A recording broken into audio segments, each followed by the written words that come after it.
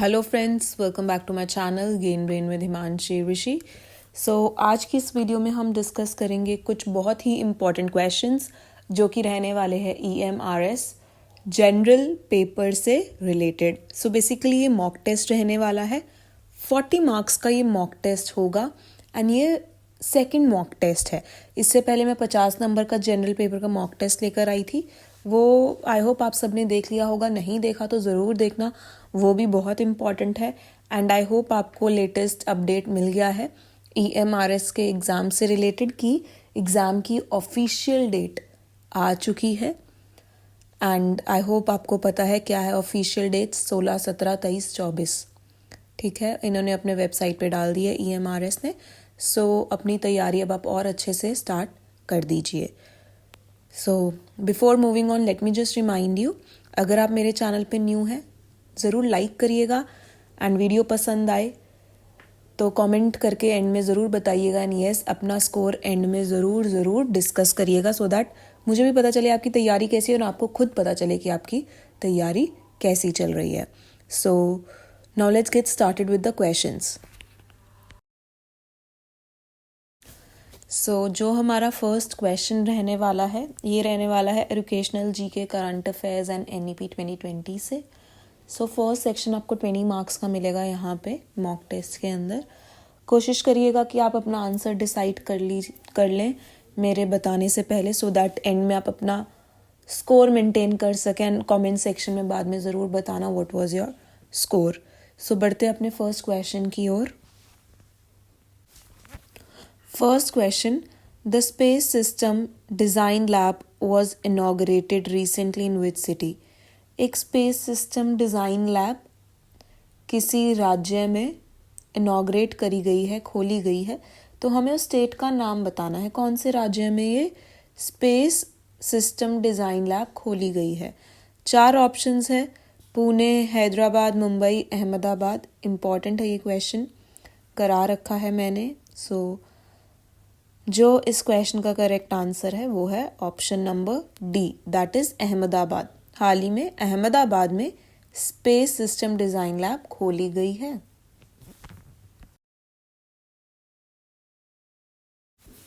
Next, second very important question, name the recently launched super computer situated in Pune. हाल ही में पुणे में एक सुपर कंप्यूटर लॉन्च हुआ है, हमें उस सुपर कंप्यूटर का नाम बताना है। बहुत इंपॉर्टेंट क्वेश्चन है ये। 4 ऑप्शंस है, ऐरावत, पैरावत, परम या फिर नन ऑफ द अबव। जल्दी से अपना आंसर चुन लीजिए। जो इस क्वेश्चन का करेक्ट आंसर है वो है ऐरावत, ऑप्शन ए यहाँ पे हमारा करेक्ट आंसर है। हाल ही में ऐरावत नाम का सुपर कंप्यूटर पुणे में लॉन्च किया गया है। ठीक है, आपको जगह भी याद होनी चाहिए, पूछा जा सकता है घुमा फिरा के क्वेश्चन कि ये रावत कहाँ पे लॉन्च किया है, तो पता होना चाहिए पुणे में।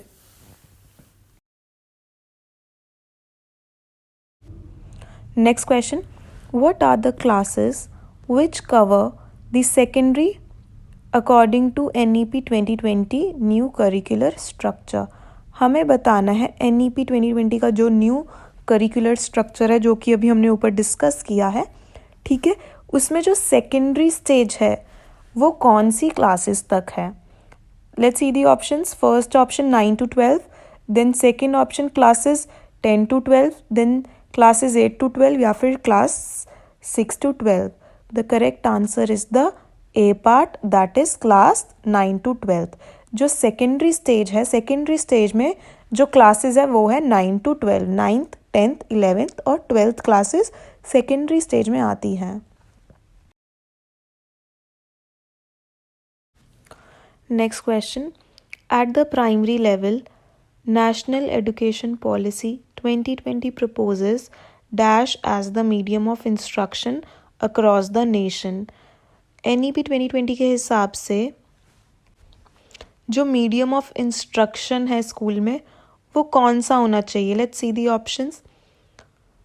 हिंदी, इंग्लिश, संस्कृत या फिर mother tongue. The correct answer is the D part, that is mother tongue. और ये जो मदर टंग की लैंग्वेज में अगर हम बच्चों को सिखाएंगे कौन सी क्लासेस तक, प्राइमरी लेवल तक, मीन्स 5th क्लास तक ही हम मदर टंग का यूज़ कर सकते हैं बच्चों को सिखाने के लिए। इस वीडियो में बस इतना ही था। अगर आपको ये वीडियो यूज़फुल लगी है तो प्लीज़ लाइक ज़रूर करिएगा, एंड अगर अभी तक आपने मेरे चैनल को सब्सक्राइब नहीं किया है तो वो भी कर दीजिए। Thank you so much for watching this video and all the very best for your exam. Next important question. WhatsApp has recently launched which campaign to educate on online safety? WhatsApp ने एक हाल ही में campaign start किया है। किस चीज़ से related है वो? ऑनलाइन सेफ्टी से related.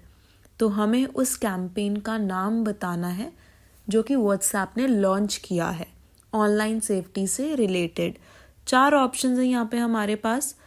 A, stay safe, B, stay alert, C, online safety या फिर D, online alert। I hope आपको इसका आंसर पता होगा। आई रिमेंबर ये मैंने पहले भी डिस्कस किया है आपसे ये क्वेश्चन। जो इस क्वेश्चन का करेक्ट आंसर है वो है option number A, stay safe। stay safe करके एक कैंपेन है जो कि WhatsApp द्वारा चलाया गया है। इम्पॉर्टेंट क्वेश्चन है ये, ज़रूर याद रखिएगा। What is the aim of परख प्रोग्राम? अभी हमने डिस्कस किया कि परख की फुल फॉर्म क्या है। अब हमें ये भी पता होना चाहिए कि जो ये परख प्रोग्राम है किसके अंदर है। NEP जो न्यू पॉलिसी है 2020 उसके अंदर ये न्यू प्रोग्राम है। तो इसका काम क्या है, इसका मेन एम क्या है? 4 ऑप्शंस है। To end the rote learning, rote learning मतलब रट्टेबाजी को ख़त्म करना। To monitor, learn and assess all recognized school boards in India। Monitor करना, देखना जितने भी स्कूल्स है जो कि रिकग्नाइज्ड है, ठीक है, जितने भी रिकग्नाइज स्कूल्स हैं उनके काम को असेस करना, देखना कि उन स्कूल्स में काम ठीक से हो रहा है या नहीं हो रहा। To promote creativity among students, या फिर जो स्टूडेंट्स हैं उनके अंदर क्रिएटिविटी की भावना जगाना, या फिर ऑल ऑफ द अबव। जो इस क्वेश्चन का करेक्ट आंसर है वो है ऑल ऑफ द अबव। ये सारे ही एम है किसके? परख के। अब आपको ऐसा भी देखने को मिल सकता है holistic development of the child, overall development of the child, की बच्चे की पूरी ओवरऑल डेवलपमेंट इसका एम है। वो दोनों भी ऑप्शंस बिल्कुल सही बैठते हैं, ठीक है। बेसिकली जो परख का काम है वो यही है, जितने भी स्कूल्स रिकग्नाइज्ड है बोर्ड से उनको असेस करना, उनका काम देखना, बच्चों का रिजल्ट देख के एनालाइज करना कि ये स्कूल कहाँ पे, मतलब इसका क्या लेवल है। हम आगे और भी डिस्कस करेंगे district wise, zone wise, index grades से रिलेटेड। आपको पता चलेगा भी, आगे क्वेश्चंस आएंगे कि कैसे असेस किया जाता है स्कूल्स को भी, डिस्ट्रिक्ट्स को भी, जोन्स को भी, ठीक है। जो परख का काम है वो बेसिकली एनालाइज करना, और सिर्फ एनालाइज असेस करना ही नहीं, बच्चों के अंदर क्रिएटिविटी भी जगाना, रॉट लर्निंग मतलब रट्टेबाजी को ख़त्म करना, overall development of the child. तो सारे ही ये एम्स है परख के। Next question, what are the classes which cover the secondary according to NEP 2020 new curricular structure. हमें बताना है NEP 2020 का जो न्यू करिकुलर स्ट्रक्चर है, जो कि अभी हमने ऊपर डिस्कस किया है, ठीक है, उसमें जो सेकेंडरी स्टेज है वो कौन सी क्लासेस तक है। Let's see the options. First option 9 to 12, then second option classes 10 to 12, then classes 8 to 12, या फिर class 6 to 12। The correct answer is the A part, that is class 9 to 12। जो secondary stage है, secondary stage में जो classes है वो है 9 to 12, 9th 10th 11th और 12th क्लासेस सेकेंडरी स्टेज में आती हैं। Next question, what is the purpose of imprint India. Imprint India का पर्पस क्या है ये हमें बताना है। तो 4 ऑप्शंस है। Include scientific temper among students, कि जो बच्चे हैं उनके अंदर साइंटिफिक जो चीज़ें हैं साइंटिफिक जिज्ञासा जगाने वाली, इसका ये मेन एम ये है कि जो बच्चे हैं हमारे स्कूल के उनके अंदर साइंटिफिकली जिज्ञासा बढ़े, ठीक है। Promote research based learning outcomes, कि बच्चे खुद रिसर्च करें, जैसे प्रोजेक्ट वर्क ज़्यादा करें, खुद से रिसर्च करें और फिर उनकी लर्निंग बढ़े, ये है इम्प्रिंट इंडिया का एम। या फिर सॉल्व मेजर टेक्नोलॉजिकल चैलेंजेस, या फिर जो टेक्नोलॉजिकल चैलेंजेस हैं वो खुद से सॉल्व कर पाएँ, या फिर ऑल ऑफ द अबव, या फिर ये तीनों ही इनके एम हैं। सो जो इम्प्रिंट इंडिया का एम है वो है to solve major technological challenges. So option C यहाँ पे हमारा करेक्ट आंसर रहेगा कि बच्चे टेक्नोलॉजिकल चैलेंजेस सॉल्व कर सकें। So correct answer is C option. So इस वीडियो में बस इतना ही था। आई होप आपको ये वीडियो पसंद आई हो, वैल्यूएबल लगी हो अपने एग्ज़ाम के लिए। पसंद आए तो ज़रूर लाइक करिएगा, कमेंट सेक्शन में बताइएगा कैसे लगे क्वेश्चंस, कैसी लगी आपको वीडियो, कहीं इम्प्रूवमेंट हो सकती है, कहाँ हो सकती है, please do let me know. Then moreover, अगर आप मेरे चैनल पे न्यू हैं then please do subscribe my channel and thank you so much for watching. Have a great day.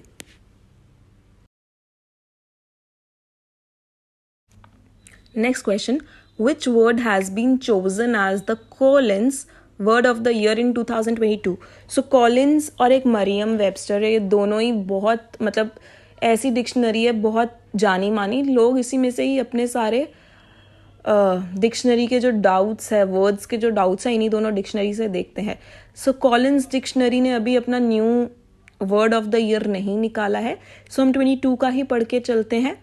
Which word has been chosen as Collins word of the year? So Collins ने ऐसा कौन सा word चुना है word of the year in 2022? Permacrisis, vax, goblin mode या फिर Covid? सो जो Collins के हिसाब से जो वर्ड ऑफ द ईयर 2022 में रहा है वो रहा है option number A, permacrisis. Permacrisis का मतलब होता है उथल पुथल, जो कोविड के बाद उथल पुथल हुई है, ठीक है, वर्ल्ड में। और सिर्फ नॉट ओनली दैट, यूक्रेन की वॉर से भी जो उथल पुथल हुई है, ठीक है, वर्ल्ड में, इसलिए ये वर्ड ऑफ द ईयर चुना गया था पेरमा क्राइसिस। तो जो इस क्वेश्चन का करेक्ट आंसर है वो है ऑप्शन ए।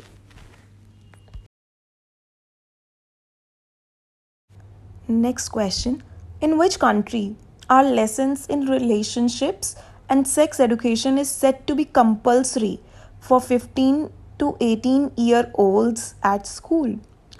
कौन सी कंट्री ने हाल ही में कंपल्सरी करा है लेसन्स 15 से 18 साल वर्ष के बच्चों के लिए, और ये लेसन्स किसके ऊपर है? रिलेशनशिप्स एंड सेक्स एजुकेशन के ऊपर कंपल्सरी करा है। इंडिया में भी कुछ कुछ स्कूल्स में ऐसे लेसन्स दिए जाते हैं बट वो कंपलसरी नहीं है, ये प्राइवेट स्कूल्स वाले ही मोस्टली करते हैं 11-12 के बच्चों के लिए। बट एक ऐसी कंट्री है जिसने हाल ही में कंपलसरी ही कर दिया है कि 15 से 18 वर्ष तक के बच्चों को ये लेसन स्कूल में देने ही देने हैं। सो ऐसी कौन सी कंट्री है? 4 ऑप्शंस है, इंपॉर्टेंट क्वेश्चन है। जापान, आयरलैंड, फिनलैंड या फिर पोलैंड? सो जो इस क्वेश्चन का करेक्ट आंसर है वो है option number B, that is Ireland. So Ireland ने ऐसे lessons on relationships and sex education पे कंपल्सरी करे। तो क्वेश्चन घुमा फिरा के पूछा जा सकता है, मैंने इसमें कंट्री से रिलेटेड डाला है, घुमा फिरा के एज से रिलेटेड पूछ सकते हैं या फिर लेसन पूछ सकते हैं कौन से लेसन्स है। ठीक है, 4 ऑप्शंस में दे देंगे, एक ऑप्शन रहेगा रिलेशनशिप एंड सेक्स एजुकेशन, तो आपको उसको मार्क करना है।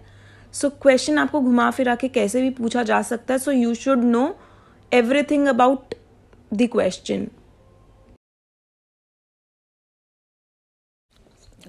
Next question, the purpose of assessment as per the National Education Policy 2020 is to provide information on how to support the students in and out of the classroom. B option, comparisons of the students' performance with their classmates, the gaps and deficiencies in student learning to accurately identify her failure या फिर memorization capacities of the student. सो जो इसका correct answer है वो है C, that is the gaps and deficiencies in student learning to accurately identify her failure. पहले तो हम इस क्वेश्चन का मतलब समझते हैं। इस क्वेश्चन का मतलब है जो NEP 2020 की पॉलिसी है उसके हिसाब से जो असेसमेंट है, जो हम बच्चों का असेसमेंट करते हैं, ठीक है, इवैल्यूएशन करते हैं, उसका बेसिक पर्पस क्या होना चाहिए। सो हमारा आंसर कहता है कि जो बच्चों का गैप्स है, ठीक है, कि अगर उनके अच्छे मार्क्स नहीं आ रहे तो हमें पहले उनका रीज़न ढूंढना है कि वो गैप क्यों है, उनके अच्छे मार्क्स क्यों नहीं आ रहे, और फिर उनको दूर करने की कोशिश करनी चाहिए। पहले रीज़न ऑफ फेलियर फाइंड करो कि बेसिकली वो बच्चा फेल क्यों हो रहा है, ना कि हमारा असेसमेंट इसलिए होना चाहिए कि वो जज कर सके कि जो क्लास में फर्स्ट पोजीशन है और या फिर जो थर्ड है या फिर सिक्स्थ है या फिर लास्ट है ऐसा क्यों है। नहीं, ऐसा नहीं हमें करना है, जज नहीं करना, हमें रीज़न जानना है बच्चों के गैप्स का कि अगर वो नहीं अचीव कर पा रहे सही मार्क्स तो ऐसा क्यों है। या तो टीचर के पढ़ाने में कोई कमी है, या तो बच्चा अटेंटिव नहीं है, या तो डिस्टर्बेंस ज़्यादा है, और फिर इन चीज़ों को हटा सके टीचर।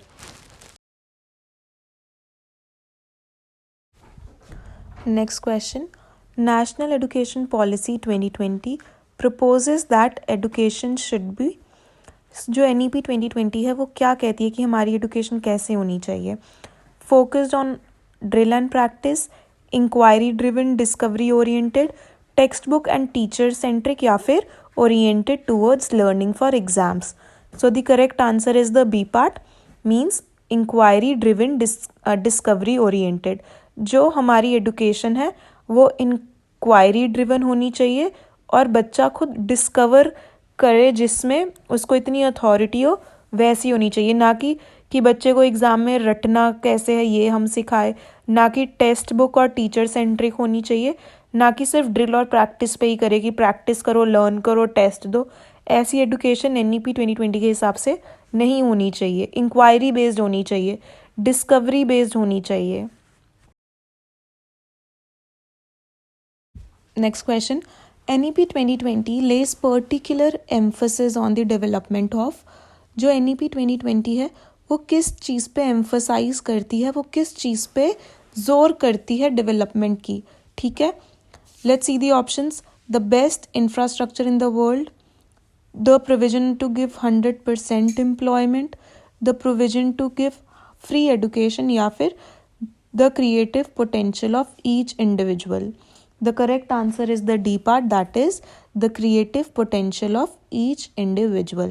NEP 2020 जोर देती है कि बच्चे क्रिएटिव बन सके, बेटर हो सके, ना कि ये प्रॉमिस करती है कि हमारा वर्ल्ड का सबसे बेस्ट बिल्डिंग हम देंगे बच्चों को। ना ही वो कुछ ऐसे बोलती है कि सभी बच्चे को 100% एम्प्लॉयमेंट मिलेगी। नहीं, क्या बोलती हैं कि बच्चों को क्रिएटिव बनाना चाहते हैं हम, बेटर बनाना चाहते हैं through education. Next question, by which year the new education policy aims to provide quality education to every child in the age group of 3 to 18 years? इस क्वेश्चन का मतलब है कौन से ईयर तक NEP 2020 बच्चों को क्वालिटी एडुकेशन दे देगा और कौन से एज ग्रुप के बच्चों को जो 3 से 18 वर्ष के बीच में हैं। So let's see the options, 2028 तक, 2030 तक, 2032 तक, या फिर 2035 तक। The correct answer is the B part, that is 2030। Next question, according to the NEP 2020, by which year the target is to reach 50% gross enrollment ratio in higher education? हमें बताना है NEP 2020 के हिसाब से कौन से ईयर तक जो हमारी कंट्री का है gross enrolment ratio of higher education, मतलब 11th-12th के बच्चे 50% तक स्कूल में पढ़ रहे होंगे, कौन से ईयर तक ऐसा माना जाता है ये चीज़ अचीव हो जाएगी। लेट्स सी दी ऑप्शंस, 2028, 2030, 2035, या फिर 2040। The correct answer is the C part, that is 2035। अभी जो हमारा gross enrolment ratio of higher education है वो है अराउंड 26% के आसपास। सो 50% हम कब तक अचीव कर पाएंगे? 2035 तक। Next question, according to NEP 2020, Sarva Shiksha Abhiyan SSA will be subsumed as new program. What is the name of the program? इस क्वेश्चन का मतलब है सर्व शिक्षा अभियान के अंदर एक न्यू स्कीम स्टार्ट हुई है, ठीक है, जो सर्व शिक्षा अभियान से ही रिलेटेड है। तो हमें उस स्कीम का या फिर उस प्रोग्राम का नाम बताना है। So let's see the options. सर्व शिक्षा अभियान मतलब SSA, समग्र शिक्षा स्कीम, C समग्र शिक्षा स्कूल, या फिर D Samagra school scheme. The correct answer is the B part, that is Samagra Shiksha scheme. तो हमें दोनों में कंफ्यूज नहीं होना है। ये है सर्व शिक्षा अभियान और जो स्कीम है उसका नाम है समग्र, ना कि सर्व। It is Samagra Shiksha scheme, SSS। First question, which report is the first study of elementary education on a national level? Important question है ये। इसमें हमसे पूछा गया है ऐसी कौन सी रिपोर्ट है जिसने फॉर द फर्स्ट टाइम पहली बार एलिमेंट्री एजुकेशन की स्टडी करी थी। सो 4 ऑप्शंस है। सबसे पहला हार्ट्रोक कमेटी। हार्ट्रोक कमेटी मेरे को याद है, मैंने आपको बता रखा है कि प्राइमरी एजुकेशन से रिलेटेड है हार्ट्रोक कमेटी। नेक्स्ट है हंटर कमीशन, थर्ड है वर्धा स्कीम, फोर्थ है सर्जेंट रिपोर्ट। सो जो इस क्वेश्चन का करेक्ट आंसर है वो है third option, that is Wardha scheme. So भूलना मत, वर्धा स्कीम ने पहली बार एलिमेंट्री एजुकेशन की रिपोर्ट तैयार करी थी कि उस एजुकेशन सिस्टम का क्या रिजल्ट है, बच्चे कहाँ पर है, किस लेवल पे है, क्या चेंजेस होने चाहिए।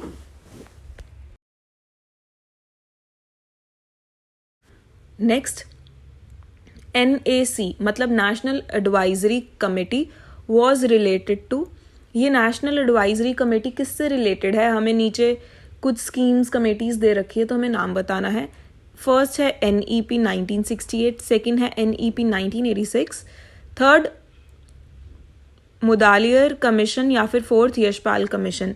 So national advisory committee Yashpal commission से रिलेटेड है, ठीक है। सो जो यहाँ पे इस क्वेश्चन का करेक्ट उत्तर है, करेक्ट आंसर है, वो है option 4।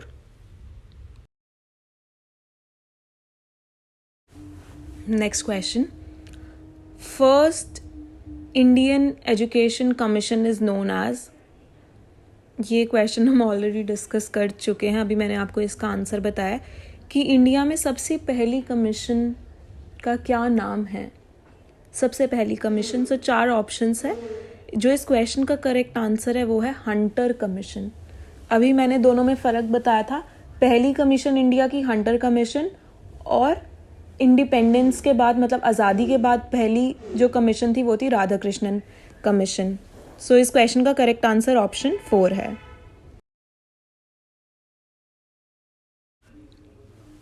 Next question, what does musk MUSK stand for in the context of secondary and higher education. जो ये MUSK है मस्क, इसकी फुल फॉर्म क्या है सेकेंडरी और हायर एजुकेशन में, ठीक है। मस्क कुछ है, इसकी हमें फुल फॉर्म बतानी है, इम्पॉर्टेंट है ये क्वेश्चन। 4 ऑप्शंस है, सारे नहीं पढ़ते सीधा, और अगर आप पढ़ोगे ना सारे ही ऑप्शंस बहुत कंफ्यूजिंग है, एक दूसरे से बहुत ज़्यादा मिलते जुलते हैं। सो जो इस क्वेश्चन का करेक्ट आंसर है वो है सेकेंड ऑप्शन, दैट इज माध्यमिक एंड उच्चतर शिक्षा कोष, ठीक है। मस्क की जो फुल फॉर्म है वो है माध्यमिक एंड उच्चतर शिक्षा कोष, याद रखना। So second is the correct answer है। सो अब आपको क्वेश्चंस ICT से देखने को मिलेंगे और बहुत ही न्यू क्वेश्चंस और बहुत ही अच्छे क्वेश्चंस देखने को मिलेंगे आपको। सो फर्स्ट क्वेश्चन की ओर बढ़ते हैं ICT सेक्शन से। इन MS PowerPoint presentations, the designs regulate the layout and formatting for the slide. These are commonly known as। देखो MS PowerPoint पे जब भी आप प्रेजेंटेशन बनाते हो तो कुछ ऑलरेडी डिज़ाइंस कुछ स्लाइड्स में आपको ऑलरेडी डिज़ाइन बना हुआ मिलता है, ठीक है। तो आप चूज़ कर सकते हो कि आपको ये वाले डिज़ाइन की स्लाइड चाहिए या फिर बहुत सारे ऑप्शंस है, आपको ये नहीं तो दूसरे डिज़ाइन की स्लाइड चाहिए। सो जो ऑलरेडी डिज़ाइन स्लाइड्स होती है जिसको आप चूज़ कर सकते हो MS पावर पॉइंट में, उन स्लाइड्स को हम क्या बोलते हैं, उनका क्या नाम है, हमें वो बताना है। ब्लूप्रिंट्स, प्लेस होल्डर्स, टेम्पलेट्स या फिर डिज़ाइन प्लेट्स। सो जो इस क्वेश्चन का करेक्ट आंसर है वो है option number C, that is templates. So आपने देखा होगा आपको टेम्पलेट चूज करने को मिलता है, या तो आप ब्लैंक कर लो, ब्लैंक मतलब बिल्कुल ही प्लेन आपको मिल जाएगा, जैसे कि आपको अपनी स्क्रीन पे दिख रहा है, मैंने ब्लैंक टेम्पलेट चूज किया है, ठीक है, बिल्कुल वाइट स्क्रीन है, उस पर मैंने टाइप कर दिया। बट कुछ टेम्पलेट ऐसे होते हैं जिसमें डिज़ाइन बना होता है स्लाइड्स में, तो उन स्लाइड्स को हम क्या बोलते हैं, टेम्पलेट्स, जिसको आप चूज कर सकते हो, बहुत सारे ऑप्शंस होते हैं। सो इस क्वेश्चन का जो करेक्ट आंसर है वो है ऑप्शन सी। नेक्स्ट ये भी इंपॉर्टेंट क्वेश्चन है, MS पावर पॉइंट से ही रिलेटेड है। What is the maximum zoom percentage in MS power point? So MS office आपके सिलेबस में है, वहाँ MS ऑफिस में बहुत कुछ आ जाता है, MS Paint, MS PowerPoint, Excel, MS Word, main तो यही तीनों चीज़ें इंपॉर्टेंट है जो इससे एग्जाम से सबसे ज़्यादा क्वेश्चन पूछे जाते हैं। सो हमें बताना है MS पावर पॉइंट में मैक्सिमम हम कितना जूम इन कर सकते हैं। 4 ऑप्शंस दी हैं, 400%, 300%, 200% या फिर 100%। सो जो इस क्वेश्चन का करेक्ट आंसर है वो है A option, that is 400%। Important question है ये, याद रखिएगा, 400% तक हम कर सकते हैं जूम MS पावर पॉइंट में। अब ये आप मुझे कमेंट सेक्शन में बताना कि MS वर्ड में मैक्सिमम कितना हम जूम कर सकते हैं टेक्स्ट को। 400% नहीं है, 400% नहीं है, कुछ और है इसका आंसर MS वर्ड के लिए।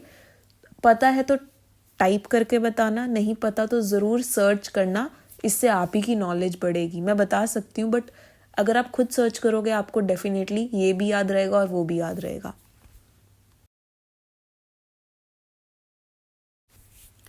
Next, in the current presentation if we want to insert a new slide we can choose which of these.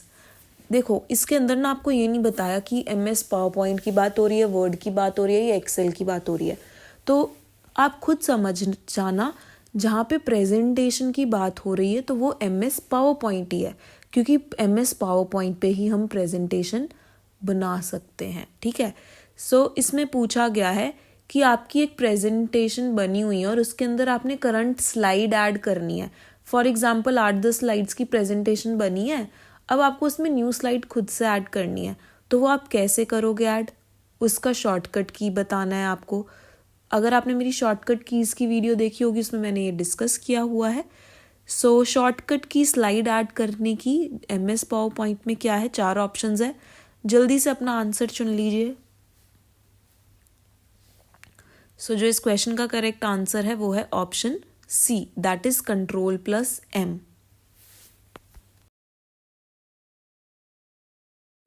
Next, fourth question, a small piece of text containing login information while working on a browser is known as। 4 options है। अच्छा, इस question में हमसे पूछा गया है एक small information है जो कि आपकी लॉगिन इन्फॉर्मेशन को या फिर आपकी इम्पॉर्टेंट इन्फॉर्मेशन को वो सेव कर लेता है, ठीक है। अगर आपने देखा हो आप किसी वेबसाइट पे जाते हो तो वो कुछ मांगता है, आपको उसको एक्सेप्ट या फिर डिनाई करना होता है। अगर आप एक्सेप्ट कर लोगे वो आपके कुछ इम्पॉर्टेंट तो नहीं बोलूँगी बट वो आपकी लॉगिन इन्फॉर्मेशन को सेव कर लेता है, उसको हम क्या कहते हैं। A option antivirus, B cookies, C web page या फिर डी वेबसाइट। सो जल्दी से अपना आंसर डिसाइड करिए। फोर्थ का जो करेक्ट आंसर है वो है option B, that is cookies. Cookies जैसे कि आप कोई वेबसाइट खोलो तो सबसे पहले वो कुकीज़ मांगता है, ठीक है। वो किस लिए होता है कि वो आपकी लॉगिन इन्फॉर्मेशन को सेव कर ले। सो फोर्थ का बी करेक्ट आंसर है। नेक्स्ट इम्पॉर्टेंट क्वेश्चन है, आई होप आप अपना स्कोर मेंटेन कर रहे हैं। एंड में ज़रूर बताइएगा क्या स्कोर रहा आपका, कैसे क्वेश्चंस लगे। मोर ओवर वीडियो को ज़रूर लाइक करना और स्टूडेंट्स और एस्पिरेंट्स के साथ ज़रूर शेयर करना। Next, a small piece of text containing login information while working on a browser is known as. ये प्रीवियस ईयर का क्वेश्चन है, पीजीटी में आई गेस इंग्लिश में पूछा गया है ये क्वेश्चन। सो इसमें क्या कहा है, एक स्मॉल टेक्स्ट है जिसमें लॉगिन इंफॉर्मेशन की इम्पॉर्टेंट चीज़ें सेव हो जाती है। जैसे कि आपने एक न्यू ब्राउज़र पे आप गए, कोई भी आपने न्यू वेबसाइट खोली, तो उसमें आपकी लॉगिन इंफॉर्मेशन आपसे ऑप्शन पूछा जाता है क्या वो सेव करे, एक्सेप्ट कर रहे हो आप या नहीं। अगर आप एक्सेप्ट कर लोगे तो आपकी लॉगिन इंफॉर्मेशन चूज़ हो जाती है, आई मीन सेव हो जाती है। अगर आप डिनाई कर दोगे तो फिर आप उस वेबसाइट को नहीं चला पाओगे। तो वो स्मॉल पीस ऑफ इंफॉर्मेशन का नाम क्या है ये हमें बताना है। 4 ऑप्शंस है, एंटीवायरस, कुकीज़, वेब पेज या फिर वेबसाइट। सो जो इस क्वेश्चन का करेक्ट आंसर है वो है option C, that is cookies. Cookies ज़्यादा देखो कुकीज़ हार्मफुल नहीं होते कंप्यूटर के लिए बहुत ज़्यादा, ये वायरस वगैरह तो नहीं डालते, आपकी लॉगिन इन्फॉर्मेशन को ये सेव कर लेते हैं। मतलब बेसिकली आप जैसी वेबसाइट पे आप गए तो ये डेटा थोड़ा बहुत स्टोर कर लेता है और वो भी आपसे परमिशन लेता है कि आप एक्सेप्ट करोगे तभी। और फिर वो आपको उन्हीं से, जैसे कि आप वेबसाइट पे आप गए हो ना, तो उन्हीं से रिलेटेड वो आपको और भी चीज़ें दिखाएगा कि आप उन पे भी विजिट करो। सो बेसिकली ये कुकीज़ होते हैं।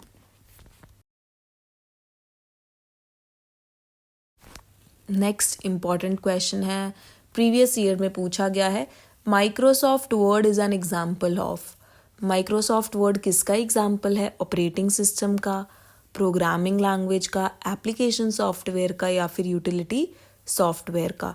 अब माइक्रोसॉफ्ट वर्ड की जगह माइक्रोसॉफ्ट एक्सेल, पेंट, आउटलुक और क्या कहते हैं, प्रेजेंटेशन, ठीक है, कुछ भी पूछा जा सकता है। तो ये सब किसके एग्जाम्पल है?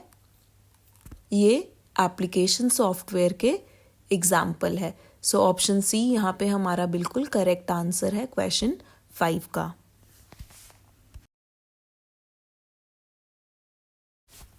नेक्स्ट इम्पॉर्टेंट क्वेश्चन, पहले किया हुआ है, प्रीवियस ईयर का क्वेश्चन है ये भी। What is the full form of PNG?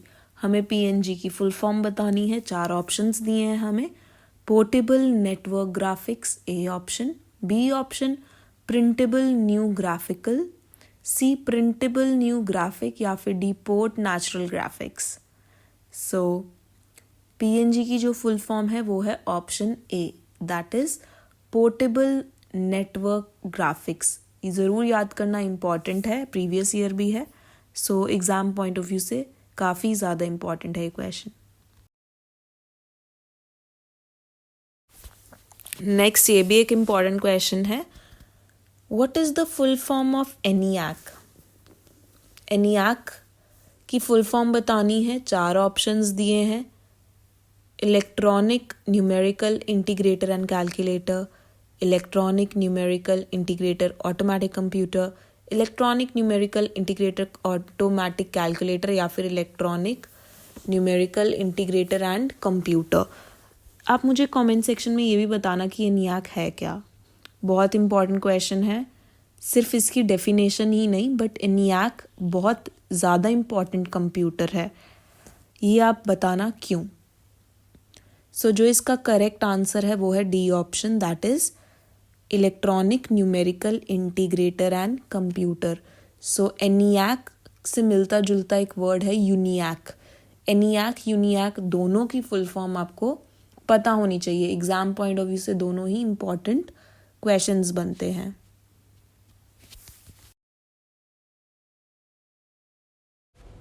Next, what is the full form of PDF? Again very very important question. PDF की फुल फॉर्म क्या है? एनवीएस में किसी एक सब्जेक्ट में क्वेश्चन में ये पूछा गया था कि पीडीएफ की क्या फुल फॉर्म है। So we need to know. 4 options है, print document file, paint document format, portable document format या फिर प्रिंट डॉक्यूमेंट फॉर्मेट। सो जो PDF की फुल फॉर्म है वो है option number C, that is portable document format. Portable का क्या मतलब होता है? पोर्टेबल मतलब जिसको हम इजीली कहीं पर भी कैरी कर सके। तो यही तो होता है PDF, पूरा मसलियत का डॉक्यूमेंट ना लेके घूमते हुए, बल्कि अपने फ़ोन में उसको या फिर कहीं पर भी हम उसका PDF बना ले, उसको एक साथ कर ले। ठीक है, सो PDF की जो फुल फॉर्म है वो है पोर्टेबल डॉक्यूमेंट फॉर्मेट। सो यहाँ पे सी ऑप्शन हमारा करेक्ट आंसर है। Next 9th question, which feature of MS Word is used to make an elected content to all capital letters or to all small letters? एक tool है, एक feature है MS Word के अंदर, ठीक है, एक फीचर है जो कि जितना भी लिखा हुआ मटेरियल है ना, कंटेंट है, उसको वो या तो सारा कंटेंट कैपिटल लेटर्स में कर देंगे या तो वो सारा कैपिटल लेटर्स से हटा के स्मॉल लेटर्स पे कर देगा कंटेंट। तो जो हम ये कंटेंट को चेंज कर रहे हैं ना, सारा कैपिटल या स्मॉल लेटर में, इसको हम क्या बोलेंगे, ये हमें बताना है। इस फीचर का नाम क्या है? सो अभी जैसे कि आपको अपनी स्क्रीन्स पे दिख रहा होगा, कुछ ज़्यादातर स्मॉल वर्ड्स है बट जो फर्स्ट अल्फ़ाबेट है वो कैपिटल है ना। तो ऐसा MS वर्ड में है ऑप्शन कि सारा ही कैपिटल में भी हम लिख सकते हैं। ज़रूरी नहीं आप लिखो, आप टाइप जैसे मर्जी करो, ऑप्शन है, अगर आप उस ऑप्शन पे क्लिक करोगे तो सारा कैपिटल हो जाएगा या फिर सारा ही स्मॉल हो जाएगा। उसका नाम बताना है। 4 ऑप्शंस है, change capital small, B change case, C change alphabets या फिर D चेंज लेटर्स। ये मोबाइल में भी ऑप्शन होता है, कीपैड में, कीबोर्ड में। सो जो 9th का करेक्ट आंसर है वो है B option, that is change case. Next important question, you can set page border in Excel. हमें बताना है कि कौन से वे से, 4 ऑप्शंस है, हम कैसे जो MS एक्सेल है उसका पेज बॉर्डर सिलेक्ट कर सकते हैं। 4 ऑप्शंस है, from border tab in format cells dialog box, border tab में जाके, second border tool is in formatting tool bar, formatting tool bar में बॉर्डर टूल पे जाके, C from line style tool in drawing tool bar, या फिर D you can not set page border in Excel. काफ़ी ज़्यादा important और काफ़ी ज़्यादा कंफ्यूजिंग क्वेश्चन है ये। सो जो इस क्वेश्चन का करेक्ट आंसर है वो है ऑप्शन D। मतलब आप MS एक्सेल में पेज है जो आपका, उसका बॉर्डर आप नहीं चूज कर सकते। अगर आपने MS एक्सेल में काम किया है, आपको पता होगा कि MS एक्सेल में हम बॉर्डर नहीं कर सकते। उसमें हम सेल्स होते हैं, सेल्स में हम डेटा स्टोर कर सकते हैं, बॉर्डर वगैरह कुछ हम नहीं चूज करते, ना चेंज करते हैं। सो D यहाँ पे 10th का बिल्कुल करेक्ट आंसर है।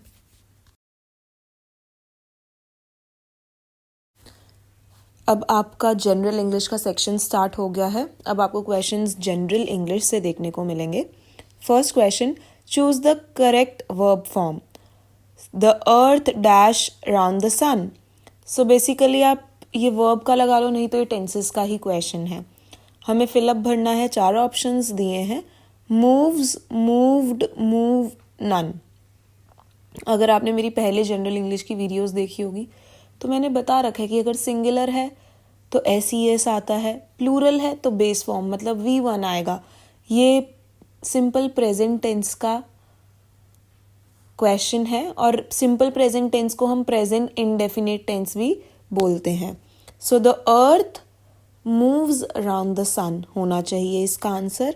सो जो यहाँ पे करेक्ट आंसर है वो है option A।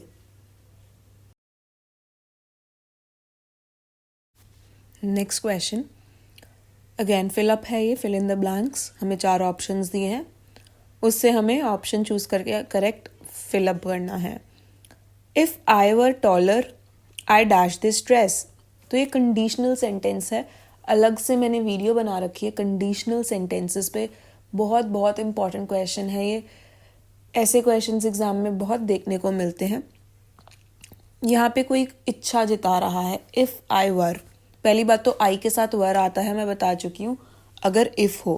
If I were taller I dash this dress, would buy, would have bought, would have been buying या फिर नन। सो जो इस क्वेश्चन का करेक्ट आंसर है वो है option A, that is would buy. So ये रूल है, अगर हमारा सेंटेंस कंडीशनल है और इफ आई वर आ रहा है, इफ यू वर आ रहा है, तो उसमें वुड प्लस V1 लग जाता है बाद में। ठीक है, second part of the sentence में वुड प्लस V1 लग जाएगा। तो जो फर्स्ट ऑप्शन है इसमें भी देखो वुड प्लस बाय V1 है, तो ये करेक्ट आंसर होगा। सो इस क्वेश्चन का ऑप्शन ए बिल्कुल करेक्ट आंसर है। Next question, if she came early we dash go out to play. ये भी मैंने समझा रखा है। इफ शी केम अर्ली, यहां पे भी इफ से स्टार्ट हो रहा है। पहले तो वर आ गया था, इफ आई वर यू, तो हमने वुड प्लस V1 लगा दिया। ये भी कंडीशनल सेंटेंस है। यहां पे इफ के साथ पास्ट टेंस लगा रखा है। इफ शी केम, केम क्या है, पास्ट टेंस। तो यहाँ पे फिलअप में second part of the sentence में क्या आएगा, वुड प्लस V1। तो याद रखना, अगर इफ के साथ वर है या फिर इफ के साथ पास्ट टेंस है, तो हमेशा सेकेंड पार्ट में दोनों में सेम ही चीज आएगी, और वो क्या है, वुड प्लस V1। तो देखते हैं कौन से ऑप्शन में वुड प्लस V1 है। A will have gone, B will go, C would have gone या फिर डी वुड गो। सो जो हमारा डी ऑप्शन है, यहाँ पे वुड प्लस V1 लगा है, मतलब वुड गो। तो ये हमारा बिल्कुल करेक्ट आंसर हो जाएगा क्वेश्चन थर्ड का।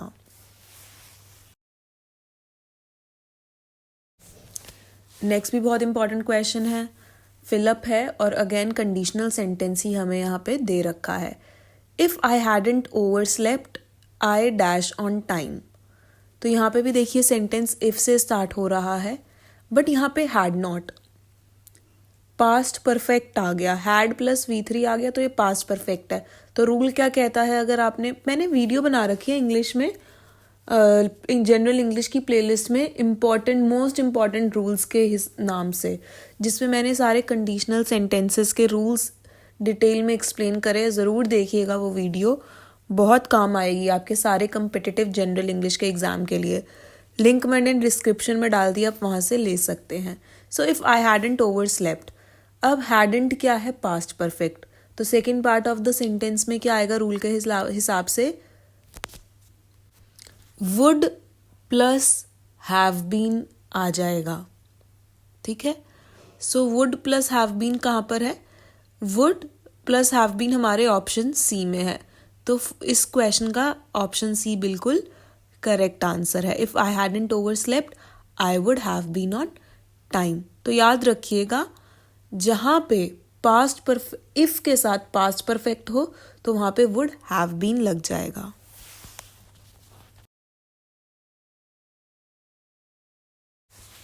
नेक्स्ट भी बहुत इंपॉर्टेंट क्वेश्चन है, सिंटैक्स का ये क्वेश्चन है। रूल्स अगर आपको पता है आप इजीली कर लोगे ये क्वेश्चन।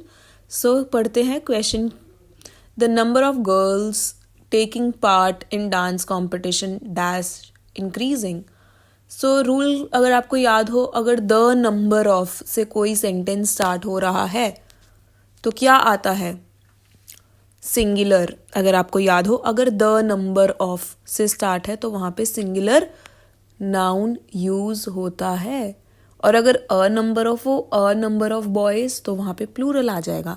बट यहाँ पे तो द है, द नंबर ऑफ के साथ सिंगुलर आएगा, तो सिंगुलर क्या है, इज। तो इसलिए the number of girls taking part in dance competition is increasing बिल्कुल ठीक होगा।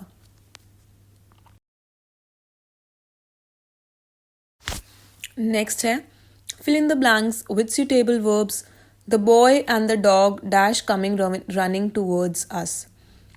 The boy and the dog. अगर आपको रूल याद हो, मैंने बहुत अच्छे से समझा रखा है सिंटैक्स की वीडियो में। The boy and the dog, तो दो अलग अलग लोगों की, एक इंसान की और एक जानवर की बात हो रही है, तो ये प्लूरल है। The boy and the dog, दो बारी द लग गया ना, तो इसलिए यहाँ पे क्या होगा noun use, plural verb, sorry plural noun. अगर यहाँ पे होता the boy and dog, the boy and dog होता, द डॉग नहीं आता तो यहाँ पे सिंगुलर आता इज। बट रूल क्या कहता है, अगर the boy and the dog आ गया तो ये प्लूरल फॉर्म ले लेगा, तो यहाँ पे वर आएगा क्योंकि वर प्लूरल है, वॉज सिंगुलर है। सो वर यहाँ पे बिल्कुल करेक्ट आंसर हो जाएगा इस क्वेश्चन का। Next, to choose someone out. To choose someone out का क्या मतलब है? टू जज someone, to listen carefully, to bore someone या फिर to scold someone. So to choose someone out का मतलब है किसी को डांटना, ठीक है। So here are correct answer will be the D option, that is to scold someone. Scold की इंग्लिश, स्कोल्ड की हिंदी होती है डांटना, स्कोल्ड एक इंग्लिश वर्ड है, सो स्कोल्ड की हिंदी ही होती है डांटना। सो जो यहाँ पे हमारा करेक्ट आंसर रहेगा वो रहेगा डी ऑप्शन। अब एग्जाम्पल देखते हैं। The coach chewed his team out for playing so badly. मतलब जो कोच था उसने अपनी टीम को च्यू किया। अब च्यू का मतलब ये नहीं है कि चबा लिया, मतलब उन्होंने उसको च्यू किया फॉर प्लेइंग सो बैडली, उन्होंने उनको बहुत डांटा कि उन्होंने अच्छा प्ले नहीं किया, इसीलिए। Next question. सो बेसिकली ये फ्रेजल वर्ब का क्वेश्चन है और फ्रेजल वर्ब भी एक वोकैब का ही पार्ट है। सो पेपर में वोकैब से आपको 3 से 4 क्वेश्चंस देखने को मिल सकते हैं। 3 तो डेफिनेटली मिलेंगे ही, क्या पता 4 भी मिल जाए देखने को 10 में से। सो वोकैब अपनी स्ट्रॉन्ग करिए। Complete the sentence given below with the help of options that follow. So हमें एक सेंटेंस दिया है, इसको हमें कंप्लीट करना है। ये हमें 4 ऑप्शंस दिए हैं फ्रेजल वर्ब के, ठीक है। और फ्रेजल वर्ब ना बहुत कंफ्यूजिंग होते हैं तो आपको पता होना चाहिए। A working party has been set up to dash the problem, look back the problem, look into the problem, look in the problem या फिर look around the problem. So जो यहाँ पे करेक्ट फ्रेजल वर्ब होगा वो होगा look into the problem, ठीक है, प्रॉब्लम के अंदर देखने के लिए। अब लुक इन भी लग रहा होगा कईयों को, बट नहीं, ये फ्रेजल वर्ब है। हमेशा कभी भी हम ऐसी प्रॉब्लम की तरफ अगर गौर करते हैं तो हमेशा हम यही लिखते हैं look into the problem. So जो करेक्ट आंसर होगा यहाँ पे सेकेंड ऑप्शन होएगा। नेक्स्ट क्वेश्चन डिस्कस करने से पहले जल्दी से वीडियो को लाइक कर दीजिए अगर पसंद आ रही है तो। एंड में ज़रूर कमेंट सेक्शन में बताइएगा वीडियो कैसी लगी, क्वेश्चंस कैसे लगे, वर्ड्स जो हम पढ़ेंगे आगे सिनोनिम्स एंटोनिम्स, तो बेसिकली अपना फीडबैक दीजिएगा एंड में। Next question, he could not write even a simple report. So basically ये सेंटेंस, अब इसमें करना क्या है हमें देखते हैं। In which of the following options has the voice in the above sentence been correctly change. हमें ये एक एक्टिव वॉइस में सेंटेंस दिया है जो कि है ही could not write even a simple report. Active passive मैंने आपको कराया है, ठीक है, इससे पहले की वीडियोस में। सो आपको बताना है कि इसको पैसिव में किस तरीके से सही तरीके से बदला हुआ है। 4 ऑप्शंस है। सो अब आपके ना दिमाग में आ जाना चाहिए कि हम ये सेंटेंस किससे स्टार्ट करेंगे। जिन्होंने मेरी पहले की वीडियोस देखी है एक्टिव पैसिव की, आप इसे कर पा रहे होंगे। हमेशा अब हमारा ऑब्जेक्ट क्या बन जाता है, सब्जेक्ट, है ना। तो हमारा यहाँ पे मैंने आपको बताया था ऑब्जेक्ट क्या होता है, वर्ब के पूरे बाद वाली लाइन हमारी ऑब्जेक्ट होती है। तो वर्ब क्या है, राइट, तो इसके बाद वाली लाइन क्या है, इवन अ सिंपल रिपोर्ट। तो अब आप देख लो इवन अ सिंपल रिपोर्ट किससे स्टार्ट हो, किस ऑप्शन में है, 1 और 4 में। तो अब आप लगा लो या तो 1 होगा हमारा ऑप्शन या तो 4th। So even a simple report had not been, had क्यों आएगा, मैंने आपको रूल समझाया था। हैड सिर्फ तभी आता है अगर आपके सेंटेंस में एक्टिव में भी हैड मेंशन हो। तो यहाँ पे हैड तो मेंशन है ही नहीं, बचा क्या 4th ऑप्शन। पढ़ लेते हैं पूरा। Even a simple report could not be written by him. So basically 4th एकदम करेक्ट है। आई होप आप इसे कर पा रहे होंगे अगर आपने मेरी पहले की वीडियो देखी है। इसमें मैंने आपको पूरे अच्छे से रूल समझाया था, कैसे हमारा ऑब्जेक्ट सब्जेक्ट बन जाता है। रूल्स बताए थे कि जो वर्ब्स हैं वो किस तरीके से चेंज हो जाते हैं। सो फोर्थ यहाँ पे हमारा करेक्ट उत्तर है, करेक्ट आंसर है। Next question, a writer and singer have signed a long tour for the concert, या फिर नो एरर। अगेन 4 ऑप्शन है, किसी एक ऑप्शन में है गलती, अब हमें बताना है किस में। A writer and singer have, so पता है ये जो अभी हमने ऊपर क्वेश्चन पढ़ा है ना, जस्ट इससे पहले 4th पार्ट, उसी से मिलता जुलता है ये क्वेश्चन, बट मिलता जुलता है, बिल्कुल सेम नहीं है। ठीक है, हमने ये रूल भी बहुत अच्छे से पढ़ा था, बहुत से एग्जाम्पल्स डिस्कस करे थे ऊपर। मैं सच्ची बता रही हूँ, ये जो ऊपर वाला रूल है जो अभी हमने किया, और इस रूल में गलती बहुत बहुत बहुत ज़्यादा होती है। सो हमें बहुत क्लैरिटी रखनी है। A writer and singer have, so यहाँ पे अ राइटर और सिंगर दोनों एक ही लोग हैं, 2 अलग अलग व्यक्ति नहीं है, तो यहाँ पे हैव की जगह हैज़ आना था। तो हमारा ऊपर रूल क्या कहता था इससे पहले वाला, अ राइटर, ठीक है, अगर एंड के बाद फिर से कोई आर्टिकल या फिर पोजेसिव प्रोनाउन लग जाए तो 2 अलग अलग लोगों के बारे में बात होती है। बट अगर सिर्फ पहले वाले के साथ ही लगा है और दूसरे के साथ कोई भी आर्टिकल ए एंड द या फिर possessive pronoun my, his, our नहीं लगा, तो मतलब ये सिर्फ एक ही व्यक्ति के बारे में बात हो रही है, मतलब सिंगुलर है, तो फिर वर्ब भी सिंगुलर यूज होएगा। तो आप देखिए, अ राइटर एंड सिंगर, तो ये एक ही व्यक्ति के बारे में बात हो रही है, जो राइटर है वो सिंगर भी है, इसका ये मतलब है। ठीक है, a writer and singer has signed a tour होना चाहिए था, ना कि हैव। सो जो यहाँ पे करेक्ट आंसर है वो है ऑप्शन ए। आई होप आपको ये दोनों रूल्स में बहुत अच्छे से क्लैरिटी आ गई होगी। आप इसको अपनी हैंड राइटिंग में जिस भी तरीके से, हिंदी, इंग्लिश, ईजी लैंग्वेज में जैसे भी रूल लिखना चाहते हैं आप लिख लीजिए। ठीक है, बस आपको पता होना चाहिए कि सिंगुलर और प्लूरल किसके साथ यूज़ होगा और किसके साथ यूज़ नहीं होगा। सो आज की वीडियो में बस इतना ही था। आई होप आपको ये वीडियो पसंद आई हो, यूज़फुल लगी हो। अगर आप चैनल पे न्यू है तो ज़रूर सब्सक्राइब करिएगा एंड एंड में कमेंट करके ज़रूर बताइएगा अपना स्कोर एंड क्वेश्चंस आपको कैसे लगे। So thank you so much for watching the video. Have a good day.